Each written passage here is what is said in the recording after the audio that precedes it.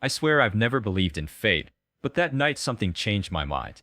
You don't just stumble into moments that rearrange the furniture in your soul, not by accident. They're placed there like forgotten notes in a coat pocket, waiting for you to find them when you need them most. And before I tell you what happened, I'll just say this. If you've ever believed that kindness has the power to rewrite the ending of someone's story, go ahead and stick around. Like and subscribe, because you're exactly the kind of person who's going to understand what I'm about to share. It started with a rainy Tuesday evening, the kind of night where the city seemed to fold in on itself. Street lamps cast halos in puddles, and my 8-year-old daughter, Maya, was clutching my hand in her oversized yellow raincoat, popping between them like each one was a tiny island. We'd just left the library, our tote bag stuffed with picture books and dog-eared chapter novels, when the smell of cinnamon sugar caught us mid-step. The bakery cafe on the corner, warm light spilling through its fogged windows, was an easy sell for both of us. Maya's eyes went wide in that way kids' eyes do when their sweet tooth wakes up before their manners do. We stepped inside, shaking the rain off our coats. The bell over the door chimed softly, and the hum of conversation mixed with the hiss of the espresso machine. It was cozy, familiar, except for her.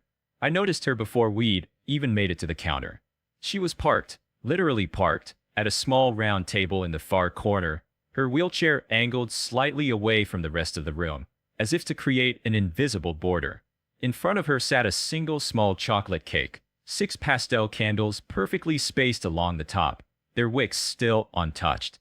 She wasn't scrolling through her phone, or sipping coffee, or even pretending to read the menu like people do when they're waiting for someone. She was just sitting, looking at the cake like it had betrayed her.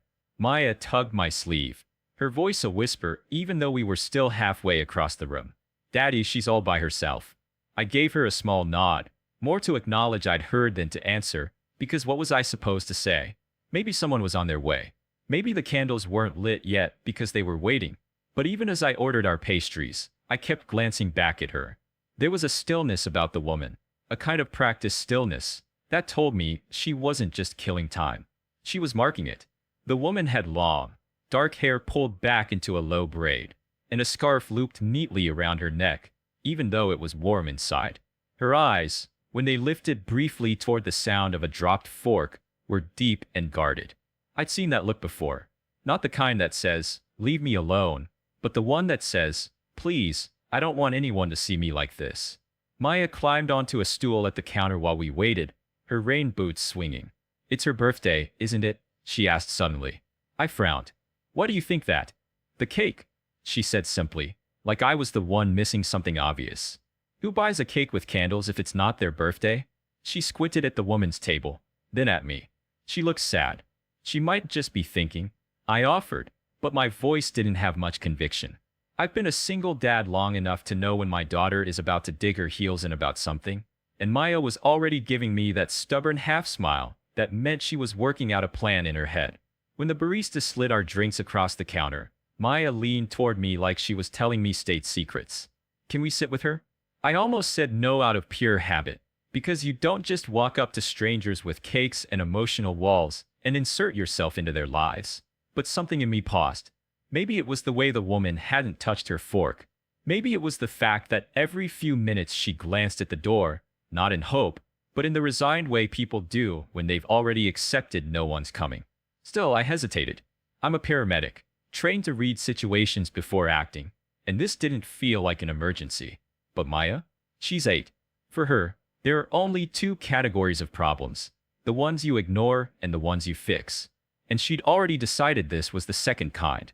"Just ask," she urged. "You always say the worst someone can say is no." So I took a breath, picked up our drinks, and followed her tiny rain-booted steps toward the corner table. The woman looked up as we approached, eyes flicking briefly from me to Maya, then to the extra latte in my hand.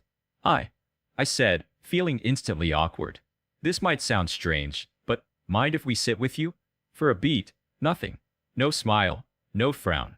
Then her eyebrows lifted just slightly, as though no one had asked her that in a very long time. Sure," she said finally, her voice low but clear. Maya slid into the chair opposite her before the word was even finished, chattering about the rain and the library books and the way the cake smelled, like a birthday party in a movie. I sat more slowly, setting our drinks down, feeling the edges of the moment settle into place. Her name was Lena. She told us in pieces, between Maya's interruptions, that she used to be a painter, that she'd been in the city for 12 years, that the accident had been 2 birthdays ago. She said it in the same tone people used to talk about weather patterns, factual, unavoidable. She didn't elaborate on the details, but when her hands shifted and I saw the thin gloves she wore despite the warm room, I guessed enough to fill in the blanks. When Maya asked, without hesitation, how old she was turning, Lena laughed, a short, surprised sound that softened her whole face. 34, she said, and Maya nodded like that was a perfectly fine age, as though she had a chart in her head of acceptable birthdays. We lit the candles together. I don't know when my hand ended up on the cake knife beside hers, but when we cut the first slice, she didn't pull away. Maya sang happy birthday loud enough that the couple at the next table joined in. And when Lena closed her eyes to make a wish, there was a small tremor at the corner of her mouth, like she wasn't sure she was allowed to want something anymore. That was the moment, not the candles, not the cake, that stuck with me.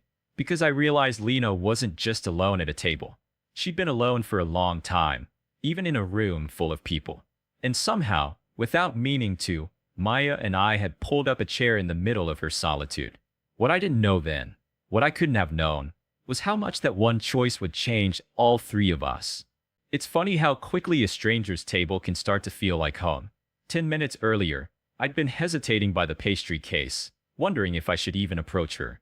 Now, there was a paper napkin with chocolate frosting smudges in front of me, a slice of cake on my plate, and the feeling that I'd stepped into someone else's life mid-sentence. Lena wasn't one to fill silences. She spoke in fragments, bits of story that Maya collected like seashells, holding each up to the light. She told us she'd grown up by the ocean, that she missed the sound of waves at night. She admitted she hadn't painted since the accident, not because she couldn't, but because she didn't know where to start again. The way she said it, light, almost joking, told me it was heavier than she wanted us to think. Maya, in the way only children can, ignored the unspoken boundaries adults are so careful to keep. You could paint me, she said between bites, and Daddy too. We could sit real still. Lena's eyes softened, and I saw something pass over her face. Not exactly sadness, not exactly joy, but the ghost of both. It wasn't until Maya excused herself to wash her hands that Lena's voice dropped, the way people lower it when they're about to say something they haven't said in a while. I haven't had a birthday with someone else since before the chair, she said, resting her palms on the armrests like anchors.